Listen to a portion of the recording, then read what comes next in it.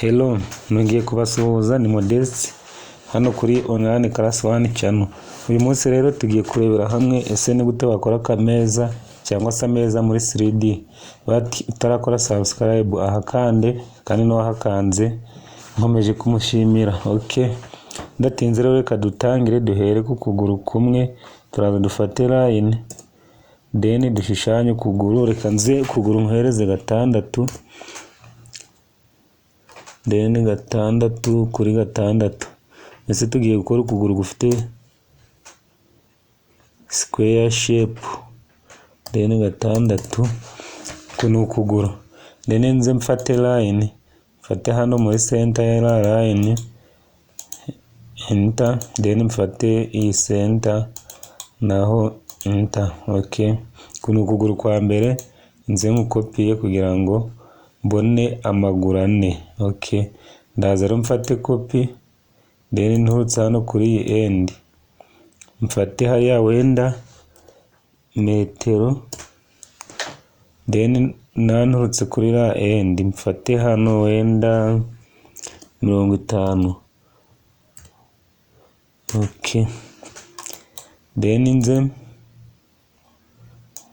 mfate hano then nze mfate copy mfate end then nkopiye kuri metero. Okay, murabona rero aya ni amaguru ane ararangiye.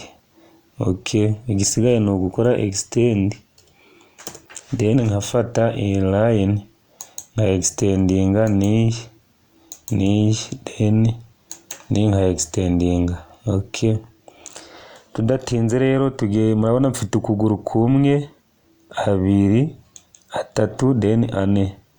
Urere igisigaye ni ugutiriminga iriya mirongo idakenewe irimo hagati nze nyikuremo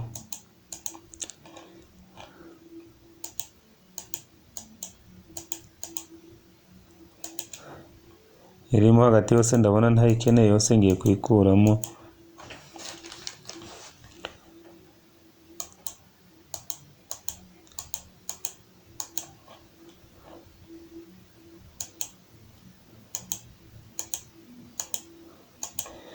Then imaze kuyikuramo uraza ugatanga thickness y'aya mataraverse murabona ko ari mirongo. Ndaza rero mfate offset wenda mvuge ko ari kabiri no offsetting buri murongo kuri kabiri hano hasi then na hano tubikore twihuta then mfate hano aha nze mfate aha na hano. Okay, then enter ubundi ukaza ugafata iyi mirongo hagati yari imeze nka hari reference line then nyikuremo. Okay, ndaza rero mfate iyi line hamwe n'iyi then moving wenda kuri distance ya 50. Ndaza mfate copy then mfate kano karongo nandikemo hano 50 then enter. Suppose ko 50 ari hariya wagiye ntacyo bitwaye nze mfate extend ni extending ihure n'uriya.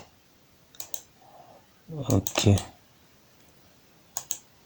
nimara gukorwa ndaza mfate rectangle kugira mfunge buri line hariya mfate rectangle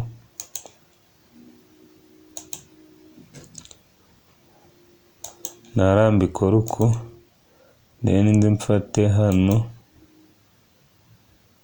Okay, nze mfate na hano nze mbuze na hano. Okay, murabona rero aya ni nka hari amaguru bati hano nshobora kuba ntahahujije nze mbihuze. Okay, nimara kubihuza rero igisigaye ni ukuvuga ngo 3D cyangwa se isometric view ndaza kuri aka kantu then mbakore bihite bigaragara kuriya. Nimara kugaragara kuriya ndaza mfate iyi press pull then mfate kamwe hano bitenza hano handitse multiple, nze mfate kano na kano naka then enter, nuko ngira ute ntuzamure ntugeze wenda kuri distance ya 50 mu burebure ni hariya.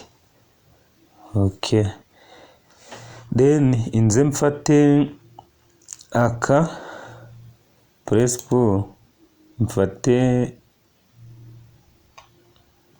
byagaranditseho gake, mfate kano nze mfate hano kuri multiple then mfate aka, mfate kano, mfate aka na kano then enter.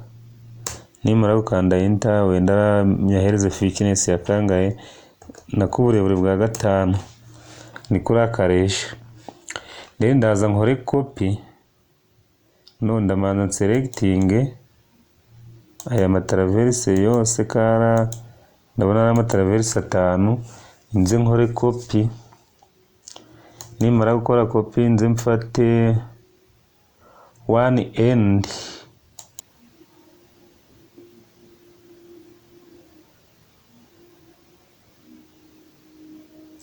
wenda nyageze hariya ntacyo bitwaye. Then ndaza mfate aya yo hasi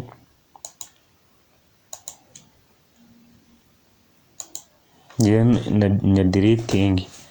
Nimara ko ya deletinga nta kindi kiraba gisigaye, ndaza hano kuri nsubire kuri top then mfate rectangle. Nimara gufata rectangle mfatira end inze nyihuze niyi. Okay, then mfate offset mvuge wenda 5 enter then mfata ya rectangle yanjye ni offsetting kuri 5. Okay, nimara ku offsetting kuri 5 ndaza selecting ya indi ya mbere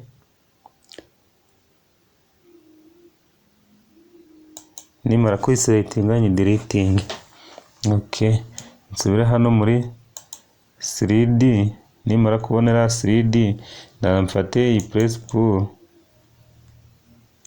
nindangiza mfate iyi nyizamure kuri wenda 3, thickness ya 3. Okay, ndakeka bigaragara. Then inze mfate ira orbit, murabona akameza ukuntu kameze. Okay, igisigaye rero ni ugukora iriya mirongo iri hasi yari imeze nk'ari reference lines then tugasigarana akameza. Hatse waza yose ukayiselectinga.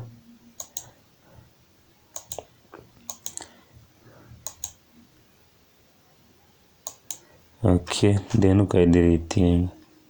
Yani ya rectangle then this nayo n'uyu fate orbit then nuriya hariya sinzi niba muri kubona then ni deleting.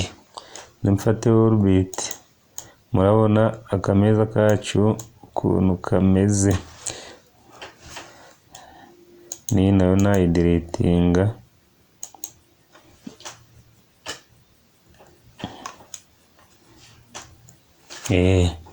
Murabona akameza ukuntu kameze. Guys, ndakeka rero bigaragara nubwo twanyuze mu nzira ndende but birimo biragaragara uko niko twakora akameza muri 3D. Ndabashimiye kandi mbashimiye uburyo mukomeje gukora subscribe. See you in the next video.